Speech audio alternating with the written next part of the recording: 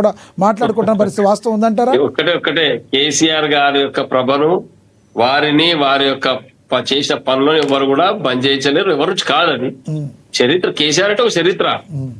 TRS పార్టీలో ఇన్ని రోజులు కవిత పనిచేసి 10 సంవత్సరాలు 20 సంవత్సరాలు పనిచేసి పార్టీ పెట్టినప్పుడు జాగృతి పేరు మీద మరి ఎందుకు ఆ రోజు నువ్వు మాట్లాడలేదు? నువ్వెందుకు తప్పు చేసినావు? మొట్టమొదటి తప్పు ఎప్పుడైనా తప్పు జరిగింటే ఆ మొట్టమొదటి తప్పు రోజు ఎందుకు చెప్పలేదు? బహిరంగంగా ఎందుకు రాలేదు? అంటే ఈ రోజు నీకు నచ్చలే కాబట్టి మాట్లాడుతున్నావు.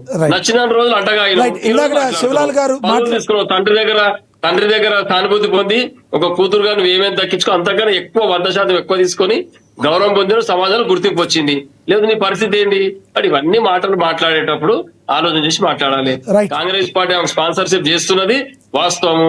కాంగ్రెస్ పార్టీ స్పాన్సర్ చేసి బయటకు పంపిస్తుంది, ఊరు తిప్పి ఏదో చేయాలని చూసింది. ఎక్కడ కూడా కాంగ్రెస్ పార్టీ స్పాన్సర్షిప్ చేస్తే కుటుంబాల మధ్య చిచ్చులు వచ్చేటట్టు కవిత గారు ప్రవర్తించారని మీరు ఇప్పుడు నమ్ముతున్నారా? మీరు ఎంత అంటున్నారు డబ్బులు ఎక్కడి నుంచి వచ్చినాయో అంటున్నారు. అంటే కవితకు డబ్బులు ఎక్కడి నుంచి వచ్చినాయి మీకంటూ ఒక క్లారిటీ ఉందా? ఎక్కడి నుంచి వచ్చినాయి అంటే ఏం చెప్తారు మీరు? మీ పార్టీ ఇప్పుడు కవితకు డబ్బులు లేదు, ఆమె చెప్పాలి. ఆమెనే శ్వేతపత్రం విడుదల చేయాలి. నేను పలానా వ్యాపారం చేసిన, పలానా ఉద్యోగం చేసిన, పలానా మా ఆయన ఇచ్చిన ఆస్తి అమ్ముకున్నా, డబ్బులు వచ్చినాయి మాట్లాడాలి. అదొన్న నిలబెట్టి హరీశ్రావుకు చెప్పులు లేవు, కేటీఆర్ కు కారు లేదు, ఈయనకి ఇట్లా ఇది కాదు మాట్లాడాల్సింది. చెప్పండి. ఒక శివాన ఒకటే చెప్తున్నాం. ఇప్పుడు రేవంత్ రెడ్డి ఏం చేసిన ఏం చేసిండు ముఖ్యమంత్రి అంటే అందరు తెలుసు. కాబట్టి ఒకటే విషయం చెప్పుకోవాలి, రాజకీయాల్లో ఇవి పర్సనల్ విషయాలుగా తోగుకునేది ప్రభుత్వం ప్రజలకు ఏం చేస్తామని చెప్పినాం.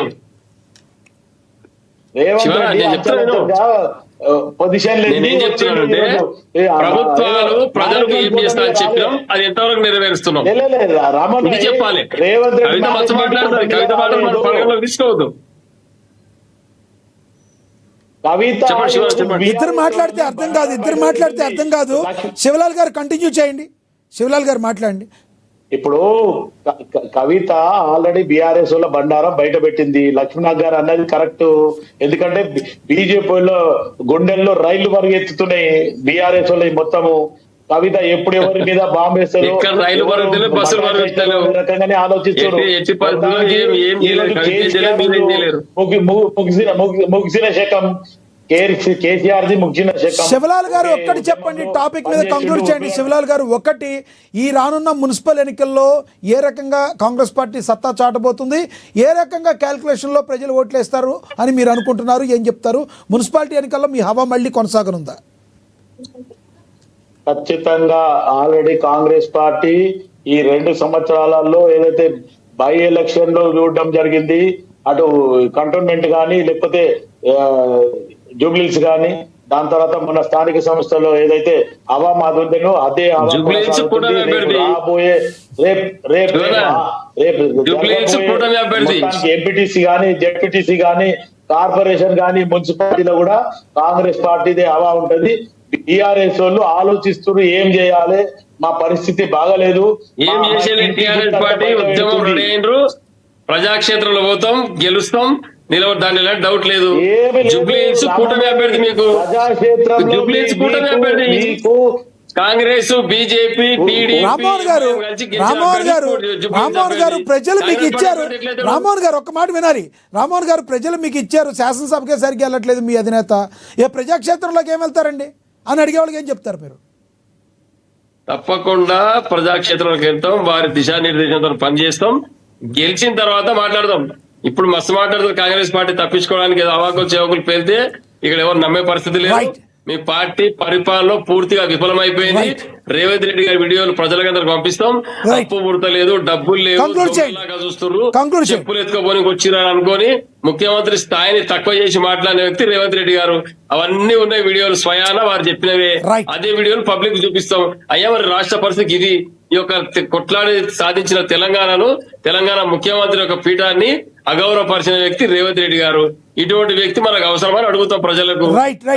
శివలాల్ గారు మీరు కూడా కంక్లూడ్ చేయండి, సమయం అయిపోయింది. శివలాల్ గారు మీరు కూడా కంక్లూడ్ చేయండి. ఇప్పుడు ప్రస్తుతానికి బీఆర్ఎస్ వాళ్ళు ఇంకా భ్రమల్నే ఉన్నారు. వాళ్ళు గతంలో వాళ్ళు ఇచ్చిన హామీలు 10 సంవత్సరాలు వాళ్ళు ఏం చేస్తున్నారో ఆలోచించాలి. వాళ్ళకంటే ఈ రోజు కాంగ్రెస్ పార్టీ 2 సంవత్సరాల అధికారంలో వాళ్ళ మీద కంపేర్ చేస్తే బేసిగా ఉందని ప్రజలే మాకు కితాబ్ ఇచ్చిండ్రు. రేపు రాబోయే ఎలక్షన్ లో గానీ కాంగ్రెస్ పార్టీదే హవా కొనసాగుతుంది. right. ఆర్ ముఖ్యమంత్రి రేవంత్ రెడ్డి గారు రేపు వచ్చే నెల నుంచి పథకాలన్నీ కూడా ఇవ్వడం పోతుంది. అందరు కూడా సుభిక్షంగా ఉంటారు, Right. ప్రజలంతా కూడా మా పక్కనే ఉంటారు. Yes. ఖచ్చితంగా రేపు రాబోయే ఎలక్షన్ లో కాంగ్రెస్ పార్టీదే జెండా ఎస్ ఎగరవేయాలి. పాపిరెడ్డి గారు కంక్లూడ్ చేయండి, పాపిరెడ్డి గారు కంక్లూడ్ చేయండి. రైట్. లక్ష్మీనాథ్ గారు, నేను ఒక విషయం, ఇది కవితనేమి చాలాసార్లు మీరు వీళ్ళిద్దరి మధ్య ఒక విధంగా వాగ్విధానానికి కొంత పురుకులు పేరు, ఇద్దరు కూడా దాని మీద బాగానే ఇన్వాల్వ్ అయ్యారు, బాగానే మాట్లాడారు. కవిత విషయాన్ని మళ్ళీ ఒకసారి చెప్తా లక్ష్మీనాథ్ గారు. ఇప్పుడు కవిత విషయము కేవలం దాన్ని మీరు ఏదో మామూలుగా టీఆర్ఎస్ విమర్శ అనుకుంటా. కవితకు 2014 ముందు కవిత చరిత్ర వేరు ఉన్నది, 2014 తర్వాత కవిత చరిత్ర వేరు, 2000 లిక్కర్ స్కామ్లో కవిత చరిత్ర వేరు, తర్వాత 2023 తర్వాత కవిత చరిత్ర చాలా భాగాలు ఉన్నాయి. కవితకు చాలా పెద్ద పురాణం ఉన్నది, మామూలుగా ఏం లేదు. అయితే ఒకటేంటంటే కవితను మనం అర్థం చేసుకోవాల్సింది రాజకీయ విశ్లేషణ పార్టీ పరంగా చెప్తలేదు. ఇటువంటి వ్యక్తులు కొందరు ఉన్నారు రాజకీయాలు. ఆమె షర్మిల ఎక్కడ ఉందో ఎవరికి తెలియదు. తర్వాత ఇప్పుడు కాంగ్రెస్ లో కూడా అదే కాంగ్రెస్ లో అదే పరిస్థితి ఉన్నది. ఇప్పుడు శశి థరూర్ మిమ్మల్ని రోజు నడిపిస్తున్నాడు కాంగ్రెస్ లో కూర్చోండి అక్కడ. ఇప్పుడు ఆయన కూడా మన చిదంబరం కూడా అదే పనిచేస్తున్నాడు ఇప్పుడు కాంగ్రెస్ మీద.